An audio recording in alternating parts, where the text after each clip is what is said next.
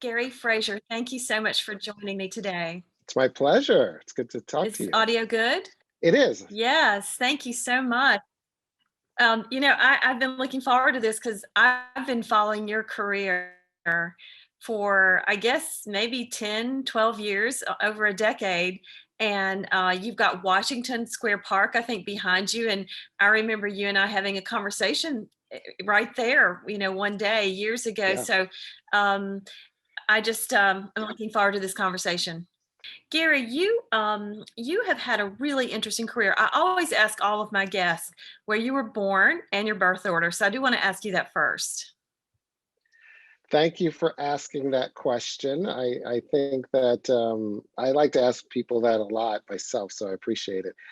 So I'm a New York native, and Uh-huh. specifically, I grew up in the borough of Brooklyn.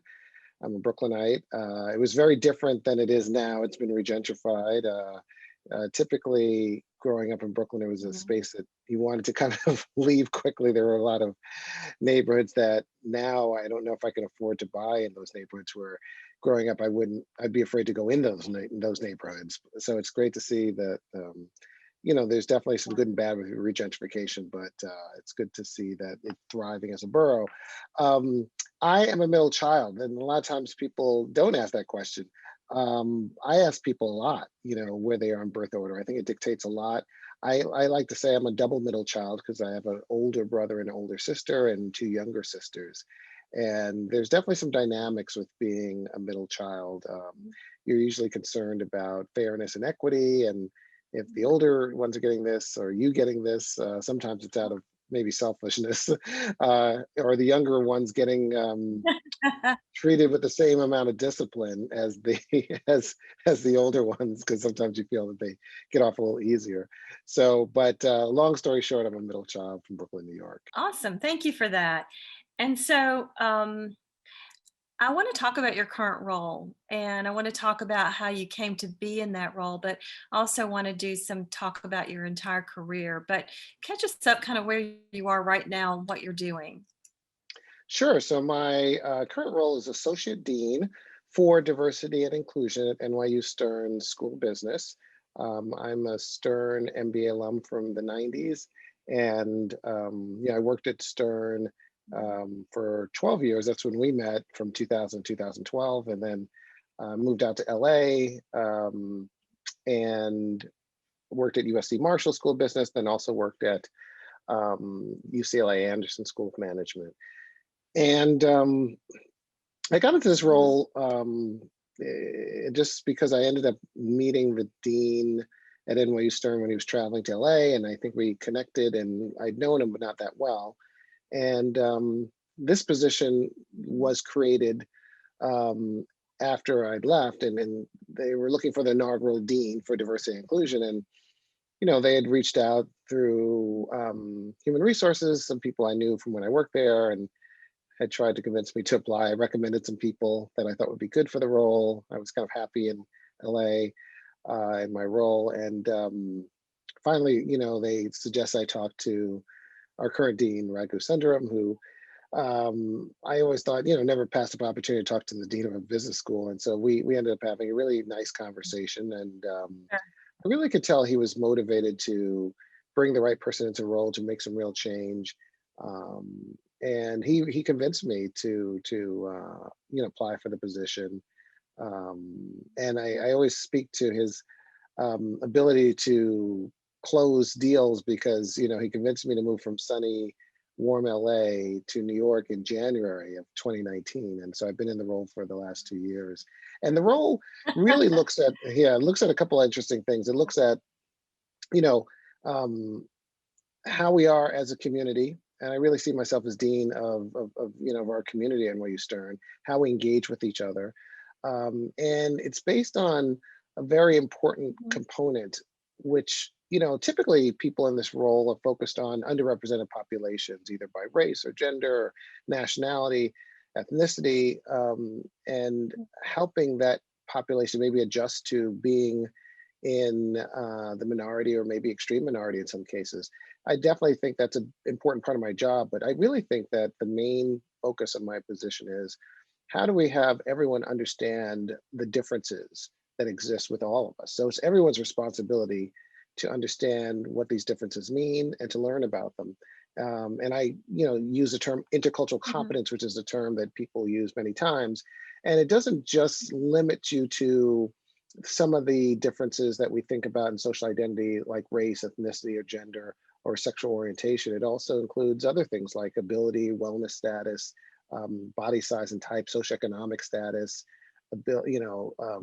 your ability status, your age, even education level. There's so many different ways we identify, and it's important to Mhm. understand these differences. And we're typically taught not to focus on the differences. We're typically taught to focus on what we share in common because the common ground is easier to talk about. And by avoiding the differences, we limit our Right. ability to understand these differences. And one of the things that you that I've read about you is that you're passionate about the human development of others. And as I looked at all your different roles, would you say that's a little bit, I mean, is that kind of the thread that runs through and even personal leadership, which is a little different than leadership, but personal leadership. And I'm hearing some of that in what you're saying, that responsibility personally to grow and develop. And I just wanted to know how that connects in. Yeah, that's a great question. I definitely take pride in the fact that a lot of my work has given me the opportunity to have people, when given the chance, to figure out how do they improve themselves, how do they develop themselves, and I started out doing that when I started working at NYU Stern, because my first job was running the career office. So as dean of the career office, it was really about career development. But I quickly learned that we were helping students find these great jobs, but we weren't doing fully what we could be doing to help them develop their careers, that things that happen after business school. And one of the things I did work on when I was at NYU Stern, my first 12 years, was a doctorate in education. And my dissertation was on leadership development and how graduate schools of business focus on it. And is there a way to focus on it to get better results? And what I learned was that, from talking to various schools, was that it's really a combination of in the classroom learning about leaders and leadership styles, and leadership success stories, and maybe even leadership failures. But there Mhm. also has to be a doing component. There has to be experiential and out of the classroom component where someone is learning about success and failure on themselves and reflecting on that. And so we were able to launch a leadership development program. Yes. At that point, I became dean of students at Stern. And then even coming back Mhm. to Stern in this role, it's again about human development, understanding these differences and how I can grow my intercultural competence to make me a better leader, a better team member, better manager, because your goal in terms of leading cannot be the same based on who Yeah. you're leading. A lot of times people think that people have to adjust to your leadership style. In reality, you have to adjust to those you're leading to understand what's going to motivate them. And Mhm. the better you understand them and what makes them who they are, their identities, makes you that much better of a leader. Mhm. Interesting. And so, wow, it's kind of full circle for you then coming back to Stern, and and then you have gone through a lot of different. You've had this rich experience, the rich experiences of going working with different universities, working in different positions, although related, and now you kind of had this clean slate to do something kind of fresh and different. And I'm really hearing you say you're bringing your thoughts, your opinions about how you want to do it, and um, and that leaders really need to grow and develop themselves, and really need to realize that while every leader is a little bit different, every employee, every person you work with, every colleague is a little different, and that's part of that nuance of leading. So, what is most gratifying for you right now in your work? I think finding and working with, whether it's students, whether it's administrators, whether it's faculty, I think that spark that people get when they understand a concept. It sounds basic, but it really is complicated work. And it's the kind of thing where my role isn't to teach people about all these differences. It's to give them the confidence Mhm. and the drive, the ability to want to learn about these differences. Some of these ways of identifying is they're sensitive. The conversation of race in America, that's a very sensitive conversation. Politics, it's a very sensitive conversation. And so people tend to shy away from it. So when people start to build confidence to explore and to have dialogue about these differences, it's really a rewarding experience for me. We do these sessions every other Friday, lunchtime sessions at Stern, where 5 or 6, people, administrators, faculty who don't work in the same areas come together, and we just have dialogue about how we identify according to all these different ways that you can identify that I mentioned earlier. And we talk about which identities we think about often, which ones we don't think about often, which ones we think will impact our lives the most, which ones are difficult to talk about. And just through that conversation, everyone ends up learning from each other and growing. And you end up leaving connected to this group that you've maybe seen in the hallway when we were in the hallways, and you Mhm. just feel more connected, and you feel not only that you've learned something, but you understand more about what it's like living in someone else's shoes. And that connects us closer as a community. So that I find particularly rewarding as well too. And we do that with students as well when they come in at orientation, and we promote having those conversations throughout their time at Stern. Mhm. How are you, Gary? Are you back in the classroom? Are you doing these things in person, or are you doing them remotely? So a little of both, mostly remotely. Even though I'm NYU and I've got Washington Square Park in the background, I'm actually in Los Angeles right now, and I yeah, thought and I've been in LA so. for a bit. I did go back earlier this year to teach a class that I created for our executive MBA is called Leading Inclusive Teams. And the class focuses on this concept of all work teams in the future are going to have some element of diversity according to any of these ways we may identify. And it's about people figuring out how do they flex their leadership style based on these differences. And we explore individual growth and individual leadership development with a D&I lens, but we also look at organizational impact. So as a leader, how do you affect the organization? We know most organizations have some degree of, organizational or systemic bias. And what is the role of the leader in terms of tackling that and addressing that and being a champion for eliminating systemic bias? So we cover both those with cases Mhm. and through group work. So that's one of the classes I'm teaching. I've worked with some of our faculty to put in a diversity and inclusion module as part of our professional responsibility class. Professional responsibility is a required ethics course Mhm. for all graduating students, whether it's undergraduate or graduate. And so out of this 18 hours of contact time, 2 are specifically focused on diversity and inclusion. So I feel proud of the fact that we are, making that Mhm. exposed to every student versus my class, which is great. I think obviously I'm biased, but it's an elective. So having everyone focus on D&I as part of their requirements, I think is really important as well too. So, what advice would you have for others who might be listening and who want to develop classes like this? What advice would you have for them? Perhaps in an I MBA program. Yeah, I think doing research and not the traditional research. I mean, certainly you could do some traditional research and read scholarly journals, but I spent my first year just talking to anybody and everyone. And I got some great ideas from people that aren't even in this diversity and inclusion space. Mhm. Some came from alums that just wanted to reconnect with me from when I used to work there and I was dean of students when they were students.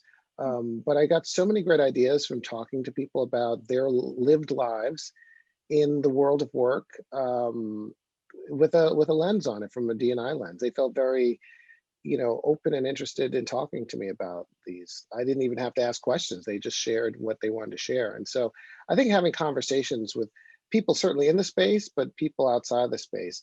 I also listened to students. There were students that, really wanted a class like this. So we did some kind of Mhm. focus groups with students to understand what are the things that maybe are missing from your MBA experience. And so we listened to Okay. students, and we also, talked to senior administrators, talked to faculty, talked to program deans to understand what things they felt were missing. What are some of the challenges that exist? We did NYU did a climate survey probably about 4 years ago called "Being at NYU," and it focused on what was your lived experience at NYU. And we found out that um, whether it's a faculty member, whether it's a student, whether it's administrator, there isn't a strong connection to NYU as an institution. People might have work friends, they might have Mm. school friends if you're in school, but there wasn't this connection to the institution. And really, I think my biggest role is how do we create the sense of belonging? And so when we think about our education in our classroom, it's about creating a sense of belonging for everyone. My vision statement is where everyone in our community, in our NYU Stern community, has a sense of belonging. It doesn't have diversity, inclusion, or I like equity that. in there. Because if you have a sense of belonging, those things will take care of itself. Be a naturally, in theory, it's a Yes. naturally diverse environment anyway and inclusive, but you have a sense of belonging because the environment is inclusive and there is equity. So I think getting to this Mhm. sense of belonging is critical in the work that I do. Do you think it's more challenging now that people aren't together to create a sense of belonging? I mean, people can be so isolated, faculty members, staff, students. I mean, it's a concern. I think right now. So I think that's a little more difficult, don't you? It is, and I think what you have to do is think, how can I use what we're given, things we're given um, to try and overcome some of this. So the class that I taught, I mentioned leading inclusive teams. The first time I taught it was remotely, so I had to quickly change it from being an in-person class, which is what I was planning to do, to a remote class. Mhm. And so um, it allowed me to use Zoom, for example, to do small group breakouts. So that exercise I mentioned in terms of, Yes. identities you think about often, ones you don't think about often, rather than having a whole class do that or having people Mhm. go to different corners in the room, I was able to create small breakouts where you just had four people, and they just talked Mhm. about those topics. And so that group of four felt connected. It certainly wasn't connected to the whole class, but Mhm. what I learned is when everyone comes back to the main session and the words they use are very similar. So they have a halo effect with the rest of the class because they know everyone else went through that experience. So you do have to think through it, but you have to figure out, how do I use technology to personalize some of these interactions? I had a lot more one-on-one Mhm. meetings with students. I built it into the class. And Yes. Yes. so, Mhm. yeah, and I think that's what's critical is how do you customize it? People get Zoom burnout because they are in a large setting, either a large meeting or a classroom. But when you have one-on-ones like we're having, those sometimes can be energizing. And the benefit of it is you can bring in guest Mhm. speakers, you can bring in all different people from all over the world, really. And so it's how do you use these things that Yeah. you have to substitute for the fact that we're not all in the same physical space. Mhm. No, I couldn't agree with you more. Some of the experiences I've had on Zoom with classes has been very gratifying, and student feedback has been very good. I really appreciate what you're saying about that. And but I love the idea. I attended Furman University Diversity Leadership Institute. They partnered with Coca-Cola a number of years ago, and it's a year-long program. So I love the things that I learned there. It's never really occurred to me to try to foster some of that in our MBA culture. We do have Lee Gill at Clemson University, who does the Men of Color Summit every year. I don't know if you have heard of it, but it's a really interesting. It's an onboarding of young men into the university that starts back in ninth grade. Oh, that's great. So it just blows your socks off when you see has reached back, so far back, and working with those students and mentoring them and making sure that they come along on this journey. What I love though is the diverse approach, because I'm hearing you say from all of your work experience, you're coming at it differently, and that's a beautiful thing as well, because I'm hearing you say, as you're helping people develop, you're also helping them develop a better sense of how to connect with other people. And people can work in a work environment and feel very alone and not feel that they belong. And I think a lot of us have had that experience. So I love that you're going at it in a way of helping people to feel like, hey, it's not just me, or hey, I'm really part of this. People want to be connected to something special, and they want to feel that. So the fact that you're looking at the psychology of that really intrigues me. And it just sounds like your approach, from all your experience, all the work that you've done in different universities, it's really exciting to me. Are you writing about it? Are you publishing about it, or really just still kind of getting your getting I guess acclimated in this new position? Yeah, that's a great question. I would like to write some and write more about it. I've done a few articles in terms of there's an article I wrote for AACSB's publication Mhm. I partnered with someone that did the same EDD program that I did at University of Pennsylvania. And we Mhm. partnered on an article entitled Gender Diversifying Your Curriculum, and how you Mhm. should approach that. One of the things I've been intrigued with now is focused on building cases, writing cases that involve diverse perspectives. Harvard Business School has been working on this, and I've talked to Harvard Business Publishing on numerous occasions, but um, right now about 85% of their cases, and they have about 10,000 cases in their database of cases, 85% have male protagonists as the lead protagonists in the cases. And so only 15% have people who identify as women. And um, only 40 of those 10,000 have people who in the case identify as Black or African American. So, a lot of the cases were written 20, 30, 40 years ago.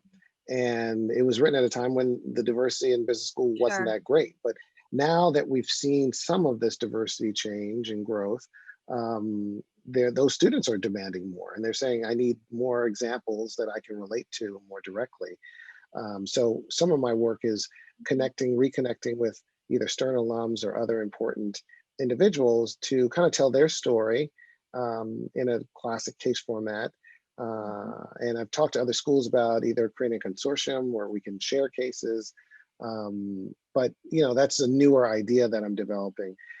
I think that one thing I always stress is my title is Associate Dean for Diversity and Inclusion, not of, because when you say it's of, then people think, oh, well, it's something dealing with diversity and inclusion that Gary has it. I was dean of students. When there's a student problem or a student success story, yeah, it would come to me. But Mhm. the concept around building intercultural competence, about diversity, inclusion, sense of belonging, equity, we all need to collectively do that and work on that. And it's everyone's collective job to do some component of that. And it's also something that it's just ongoing. It's not Yeah. that you go to a session and you check the box. You might go to a session and learn something that you can keep applying. And the thing is, we're never really going to be a complete expert at this. Like, I'm never going to be a complete expert with all these different dimensions. We didn't even talk about intersectionality of different social identities. So you have to constantly grow and learn because there's always something new to learn. So I think that's one of the important pieces of what, if I would get to do more writing, I would write about as well too, how it's a journey as opposed to a moment in time. One thing that you were talking about, the case studies, that's interesting. What we're doing, we have a case study class now. We're writing the stories of businesses in this region, and South Carolina has a very robust business uh, development that's just happened here. And Rosabeth Moss Cantor at Harvard has written about 5 cities across the US who grew from global economics, and one was Greenville-Spartanburg, because BMW and Michelin and now all the supplier companies are here. But we've begun writing in one of our classes, students are writing the stories of business, sitting with business leaders, writing the story. And so it's interesting that I hear you talking about that. I would love to see you in classes with students writing stories of businesses. You know, they may be alums, businesses, and so forth, but just being involved in writing those stories and interviewing those female executives or those other executives that, you know, make it a little bit more diverse than some of the, because while it's not maybe a Harvard paper, it's a paper that is written immediately, and students doing interviews with those executives, you know, people at the top, or maybe it's a nonprofit or it's a privately held company, but nonetheless, you would accomplish telling those stories, and then have those for other students to read and learn from. Is that something you might entertain doing? Oh, definitely. Like we actually partnered with one of our student clubs on campus, Stern Women in Business. And we basically said, Mhm. hey, we'd like you to find out from your membership if there were some, members that would like to partner with me in terms of writing a case with a female protagonist in a different industry. And maybe we could find an alum. Yes. I had someone on my team um, work with an alum to write a story, a case that we entered in a case competition that we'll see how it comes out. But regardless of whether it wins or not, it's a case that we can then now use. And so, yeah, I've started to Yeah. have conversations with students, student leaders to say, how do we get the student community involved in this that much more? And one of the cases actually we're looking at involves one of our current students. And so it's just a really unique story that, hopefully we can, you know, do justice to and tell, the story behind, their situation. And we think it'd be really educational across many different lives, socioeconomic status, race, education. And so we're kind of exploring some of these, and we are partnering with some of our student leaders. We have a diversity committee that we work with, that's a student driven diversity committee in the MBA program. So yeah, I think the key to this is engaging many and getting partners and see where you end up. Yeah, we were excited because it became a case study class. So students were in class and they were in teams and they were writing. We wrote a case study on something, nonprofits one semester was on something called Jasmine Road. Jasmine Road is the executive director um, has always been interested in human trafficking. So she did a model that's used in other parts of the country here regionally, and it created a home for women for up to 2 years. And so it was just a beautiful story. Some successes were starting to come from it, but the very long road and how it has to be nurtured. But our students that would typically never know about that went in, 3 to 4 of them, and wrote her story, the story of Jasmine Road, Jasmine Kitchen, which opened up. But I think it really educated MBA students on that you live in this region, you need to understand other aspects of this region, other populations, and what their trials and struggles are. And so we wrote 4 nonprofits that semester. Last semester we did 4 privately held companies. But and then we've done major corporations where we had, like you said, an alum or someone in other semesters. So that's been kind of an interesting journey to go with on students, and then they end up being, part of a publication. And frankly, Gary, just between us, of course, it's right now those are stored at Clemson, and we have them in the public domain so we can use them in classes. But it's just been a good experience for our students to be able to be part of it. And I love that you're thinking of that. And again, I would love to see that you in a classroom doing it, because I think you would have tons of fun with that. You probably have a lot of success shepherding students through it, not in a classroom, but I know for us, a lot of times if they're in a classroom, we really have their attention. So I don't know. How is that for you? I think that's a great idea. I'll definitely have to talk to you about that separately, about building something like that here. I think it's a great Well, I idea. hope you don't mind me bringing it up, because I feel like we're catching up with each other anyways. Yeah, no, So I love the idea, and because we were trying to figure out how do we make more of an impact than just having one case every 6 months or something like that. And this is a way, that's a great way to do it. And this isn't to suggest that Harvard Business Publishing, they have some great cases, and I've worked with them to help deliver their content because they have so much content, and some of it's how do you find the content that you might be looking for. And I think that this latest things we've seen around maybe the lack of diversity of cases, it's caused them to think, how do we get more exposure for the diversity that people are looking for, whether it's gender or race or any of those measures. So I think my hope is that business schools definitely use the diversity that exists through Harvard Business Publishing, because there is some there, but also to your sure. point, saying what's local that we need to focus on to learn. That's a huge advantage of that institution, is we've got some local great stories that we can tell and involve the Yeah. students in telling it. So I think that's a great idea. Well, I hope you don't mind me going down that path. I want to ask you, what was the time that you failed? I'm shifting gears here a little bit, but I want to know more about you. And what was the time that you failed and how did you recover? Yeah, I think I think when I think about myself, I feel like I've been fortunate because I haven't had too many failures. I think that, personally, I think I've been divorced, and I consider that even though I have two wonderful kids, and I feel that, my intention was to be married for the rest of my life. And so I consider that, it ended maybe in a failure because it wasn't something that either of us expected, but it happened. I do think, though, when you recover from failure, you do have to be introspective and look at why there was failure. There was times I've left certain positions, and I did have to, not initially, but look back and say, um, why did that situation happen? Why did I ended up leaving? And I think that it's tough to do that initially because there's always emotions involved. But I think anytime you reflect on that, and it's helped me move into different positions. I've moved into positions where I realize this is my role in this position. It's not maybe the role I had in the last position.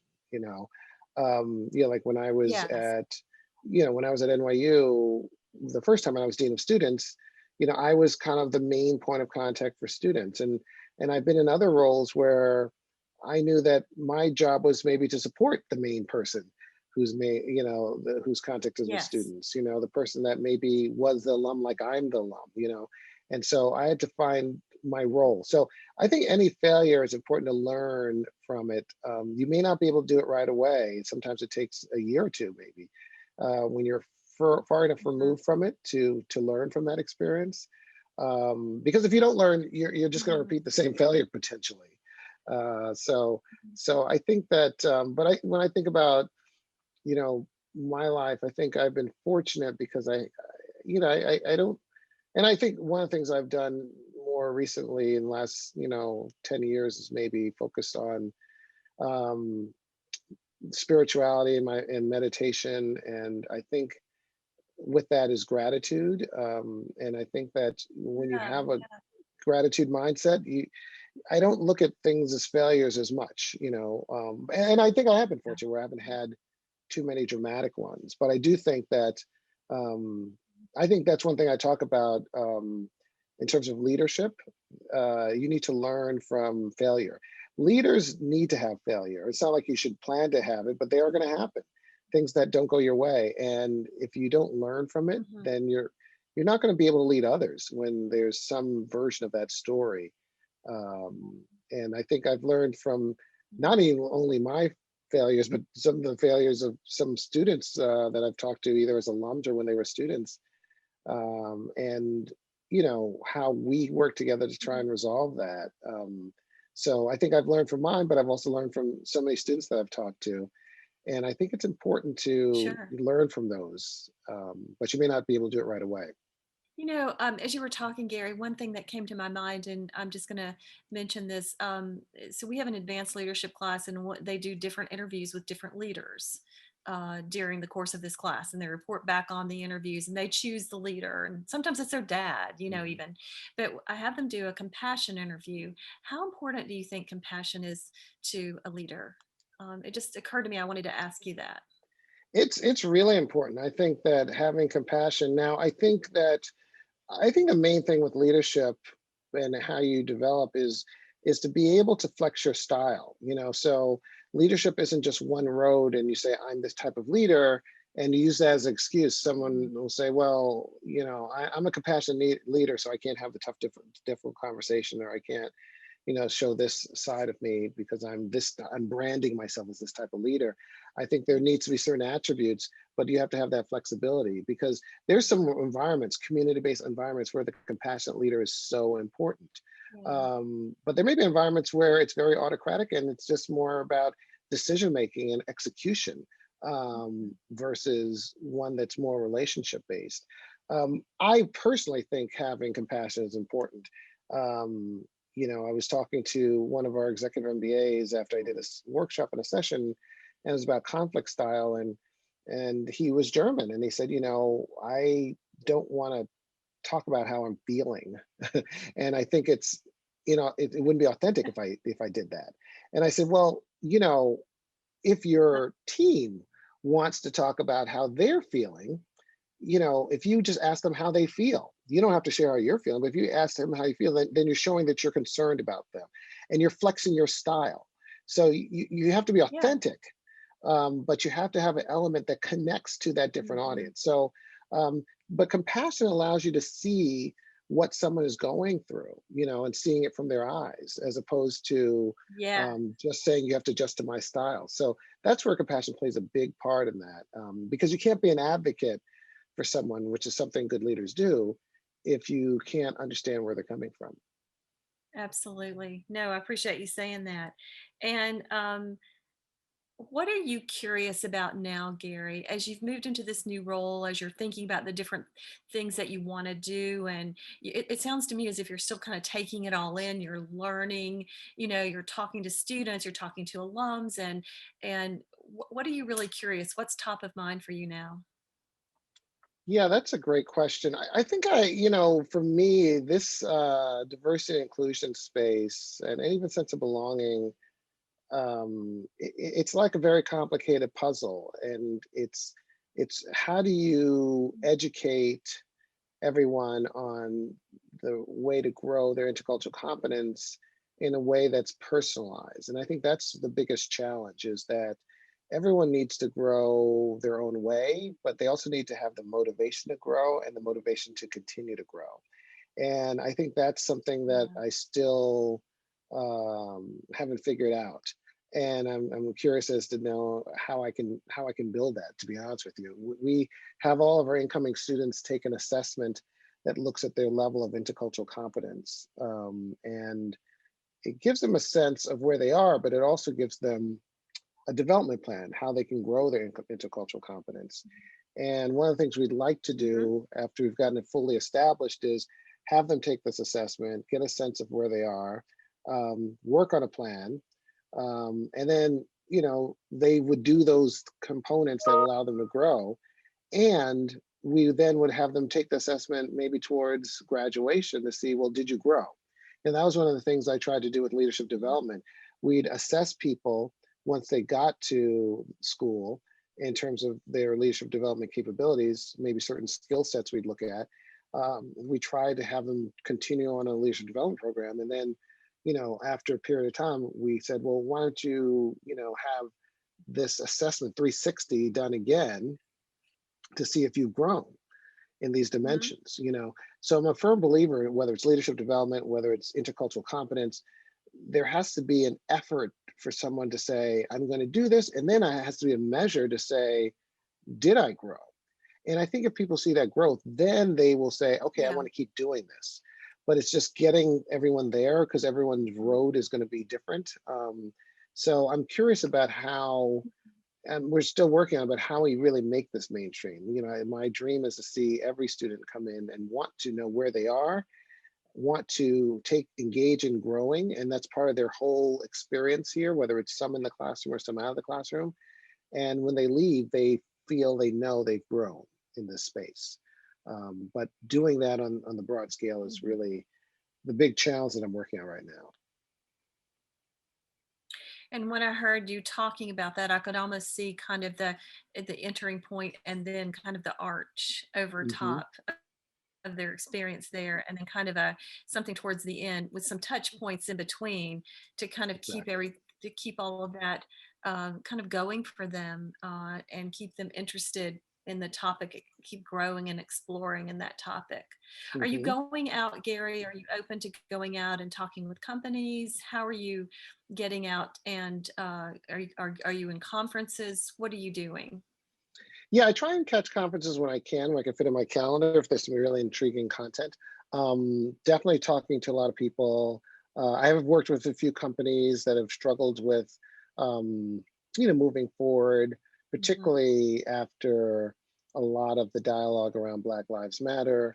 We certainly internally have Mhm. talked about the things we could or should and think about doing with regard to this horrible trend with Asian American hate crimes, if for our own community, if not just broader than that. So I think the key is having dialogue.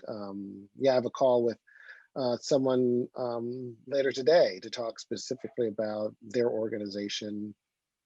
I think that Mhm. a lot of organizations think diversity and inclusion is the right thing to do. You're a good citizen, you're a good organization, and that's why we need to do it. But really, the research that's come out more recently is, and places like McKinsey and Company and researchers have shown, well, diverse organizations, diverse teams outperform homogenous ones. So I think the thing is, how do you Yes, they get, do. yeah, and how do you get organizations understand that we aren't as good as we can be if we don't have the right level of diversity according to all these different dimensions? We're just not going to be as good as we can be.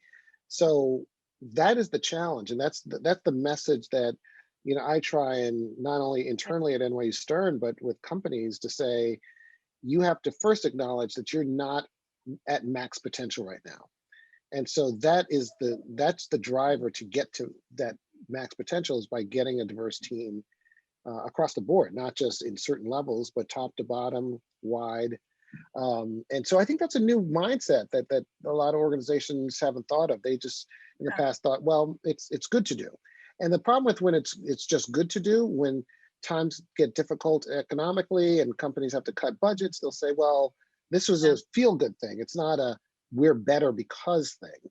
So many Mhm. times those like ad budgets and things like that get cut. So it's helping organizations understand that, and also understand that you can talk about different ways people identify. It's just important to have dialogue about it versus um, a discussion. Even you may think a discussion is harmless.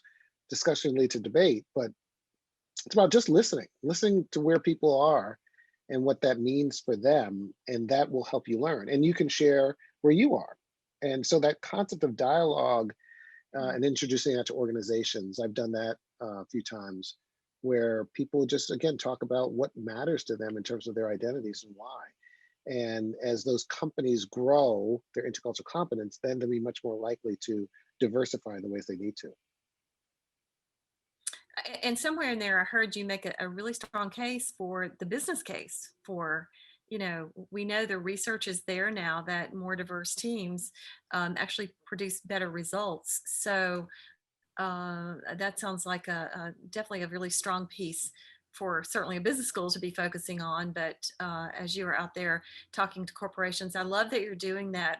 Would we be able to invite you into some discussion at Clemson when we have corporate boards and when we our Center for Corporate Learning? Is that something you might be open to? Yeah, I love having this Is that a dialogue. yes? Yes, it is. It's definitely yes. Yeah, no, I love having this dialogue, and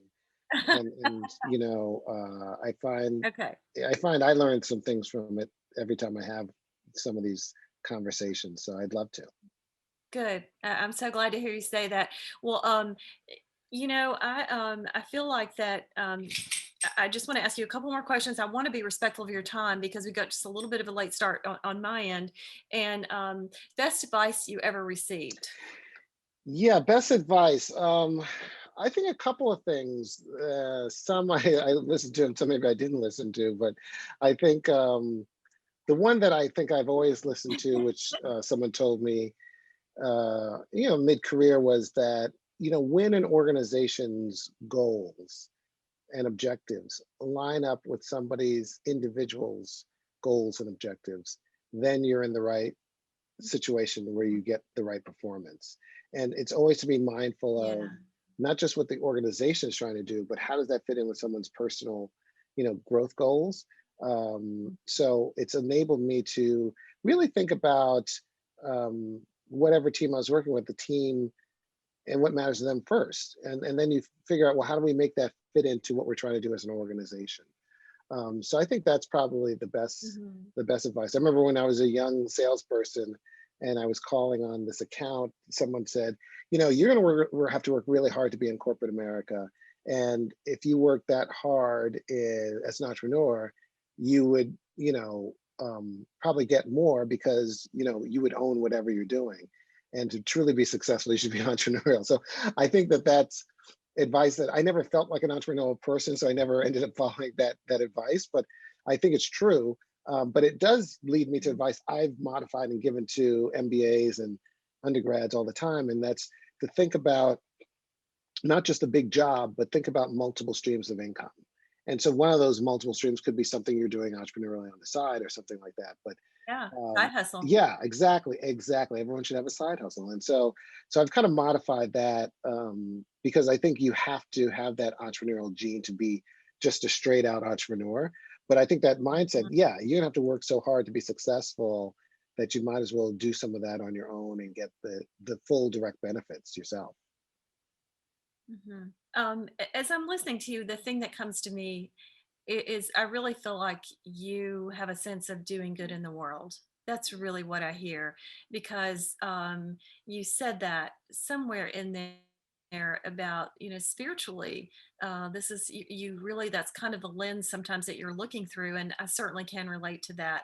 Um, I know I want to be able to look back and feel like the things I was involved in were involved for human development and helping people reach that full potential. And you already said sometimes I see the light come on for people, and that is gratifying to me. And Gary, it really sounds like you're in a place to be able to do a whole lot of that. So I'm excited to see that, and I just want to congratulate you on just an amazing career. I mean, East Coast, West Coast, you've really been able to. I think we both feel blessed for the opportunities that we've been given and the kind of the doors that have opened, and I certainly feel that way. And I just have to say, when I thought of interviewing you, I was so excited because I thought, no, well, that gives me a chance to really catch up with him. But all I can say is I've got to have another conversation with you. This is not enough. So I love that we got to talk today, and I want to ask you what questions maybe should I have asked you that I didn't. So I want to conclude with that, but I also want you to promise me that we can get on the phone in the next couple of weeks because I have some other things I want to talk about now and share with you. But what didn't I ask you that maybe I should have? That's a good question. What answer? Well, first of all, I would like to say that, we've, from the first time we met, we just had a nice connection. I think because we have very similar thoughts about, appreciating the opportunities that Mhm. we've been given and how we do like to make an impact where we are kind of getting that light switch turned on for folks, and this concept of human development, I think we share. So I always appreciate that. Um, Yeah. I don't know if I think you covered it quite a bit. I mean, I think the main thing is what should the driver be for the motivation for companies to, or organizations or people to think, why does this, inclusion, diversity, belonging, equity, it's difficult work, and why should people engage in it? And I think it goes back to Mhm. it makes everyone better. It makes you better as an individual because you're more informed. It'll make you a better person. You'll be able to relate to people in different ways, and it makes you a better leader, makes you a better team member. It's a way to grow, and I think for people to think about it as as a muscle, intercultural competence, your ability to understand these differences. It's an ongoing journey, but it's like a muscle. If you use it, if you work it out, it'll grow and you'll be stronger. And if you don't Mhm. use it, it'll atrophy. It'll slowly atrophy and be weaker. So it's not like a current state. You can never stay in the current state. There's probably people in the world that just wants people Right. to stay the way it was or the way it is, and we're constantly evolving. And so I think for people to realize that this concept of understanding these differences across all these dimensions is like growing a Mhm. muscle, and the benefits that the person will get as well as other people they work with will be immense, professionally and personally. You said that so well, and I still see at the center of it is to me is compassion. I mean, having caring enough to really want to understand differences, caring enough to take on another person's perspective. They say that knowing is different than understanding. I Hmm. know, but I may not understand. Hmm. So I love the work you're doing, and I congratulate you. And I want to bring the session to a close because I want to be respectful of your time. But I want to thank you so much for talking with me, and I'm going to look forward to our next conversation too, because you've really piqued my interest in some of the work you're doing, and I want to talk more. Well, I look Okay. forward to it as well, and thanks for reaching out, and I look forward to next time. Sure. Okay, Gary. Thank you so much. You Sure. take good care. Thanks, you too. Bye bye.